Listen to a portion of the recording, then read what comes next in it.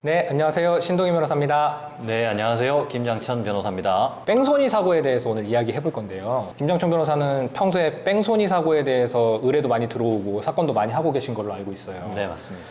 보통 이제 뺑소니 사고 나면 좀 시간이 지나고 나서 경찰에 연락을 받고 변호사를 찾아오는 경우가 많은데요. 그런 사례에 대해서 좀 이야기해 주실 수 있을까요?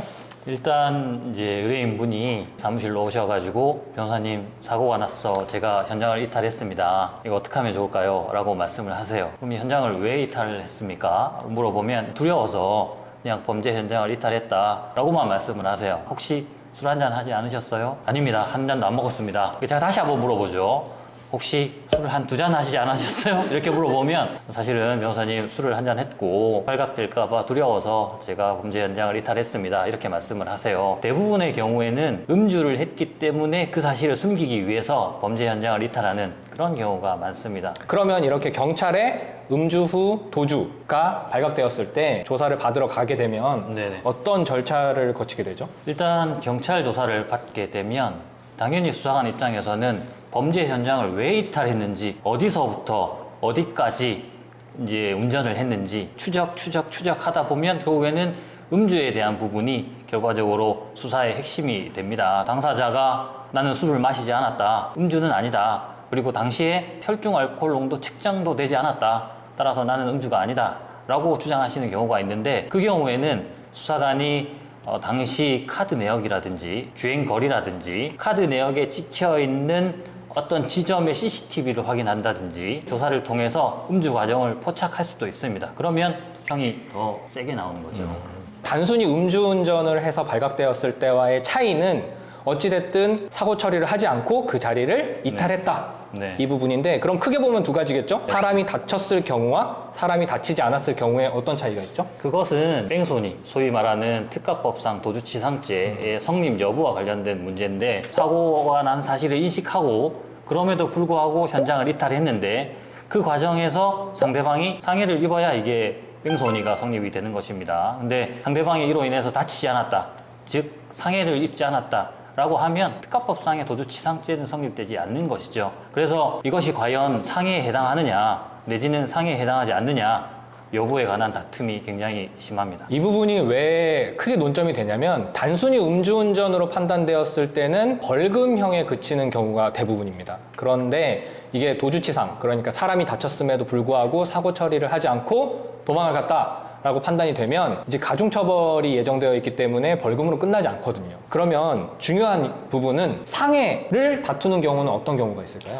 예를 들어서 우리가 사고가 났는데 굉장히 가벼운 접촉사고, 한방병원이나 교통사고 전문 병원을 가보면 2주 정도의 진단을 보통 내려줘요. 그러면 과연 2주 정도의 진단이 상해로 볼 수 있을 것이냐? 그 경우에는 이제 경찰에 마디모 프로그램 신청이라는 게 있습니다. 사고 당시의 사진이라든지 피해자의 진단서라든지 국과수로 보내가지고 사고 당시 상황을 재현해서 과연 이 사고 상황에서는 피해자가 상해를 입을 수 있는지 여부에 대해서 판독을 요구하는 그런 절차도 있습니다. 좀 상해 가능성이 낮다라고 이렇게 나왔을 경우에는 상해 부분을 충분히 다투어 볼 여지가 있는 것이죠. 그러니까 이런 게 좀 있는 것 같아요. 우리나라 사람들 이제 사고가 나면 일단 뒷목 잡고 내립니다. 아, 지금 뭐야 이거? 이렇게 하는데 일반적으로 우리도 야, 교통사고 났어? 그러면 어디 다쳤을지 몰라. 병원 무조건 가봐. 라고 주변 사람들한테 얘기하기 때문에 피해자 입장에서 병원에 가는 건 굉장히 자연스러운 일이란 말이죠. 검진을 받아보고 그 다음에 치료를 받고 하는 것은 자연스러운 일이나 그 병원에 진료가 있었다는 사실만으로 무조건 상해야 라고 생각하실 수 있겠지만 상해진단서의 주수가 낮거나 아니면 상해진단서에 적혀있는 내용이 좀 부실하다, 형법상 상해를 인정하기에는 부족하다라고 하면 상해가 인정이 안 될 수도 있는 부분인 거죠.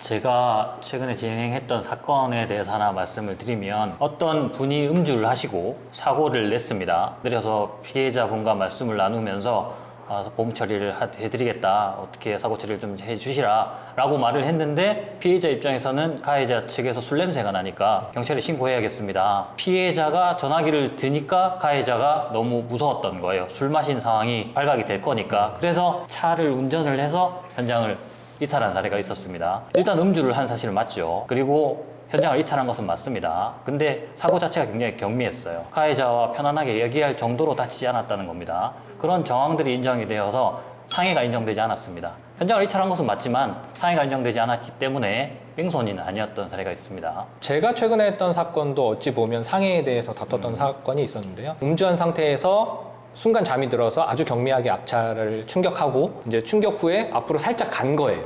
그리고 서 있었던 거죠. 정신을 차려보니 앞차가 왜 출발을 안 하지? 라고 생각해서 이렇게 유유히 간 거죠. 근데 이제 나중에 신고가 들어갔고 뺑소니로 된 거예요. 그리고 되게 경미하게 접촉했다. 상해가 있을 수 없다라고 이제 주장을 하고 그때 이제 제가 제출했던 자료는 블랙박스 영상이었어요. 국가수에 보내서 과학적인 분석을 통해서 상해에 인정되기 어렵다라는 결론에 이르는 경우도 있죠. 반대 사례를 하나 더 말씀을 드리면 똑같은 상황입니다. 술을 마시진 않았어요. 교통사고 난 사실 자체를 인식하지 못했고 교통사고 난 사실을 인식하지 못할 정도의 경미한 사고였기 때문에 상대방 또한 상해를 입지 않았다. 약간의 스침이나 이런 것은 있었기 때문에 피해자 측과 가벼운 접촉 사고로 인해서 다치지 않았다는 내용의 합의서를 제출했어요. 그러면 사실 그 내용만 보면 다치지 않았다는 거죠.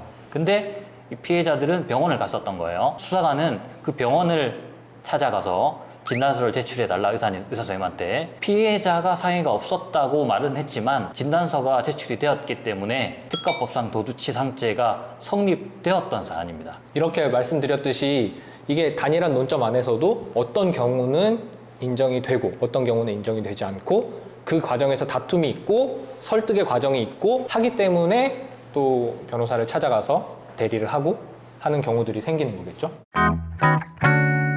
지금까지 말씀드린 것처럼 뺑소니 사고가 발생을 하면 당황하고 겁을 먹고 되게 큰 일이 일어날 거라고 생각하시는 경우들이 많은 것 같아요. 너무 불안해만 하지 마시고 변호사를 찾으셔서 재판 절차에서 충분히 소명하셔서 자신이 잘못한 것에 대해서 합당한 처분을 받으실 수 있도록 그런 과정을 함께 하시면 좋을 것 같습니다.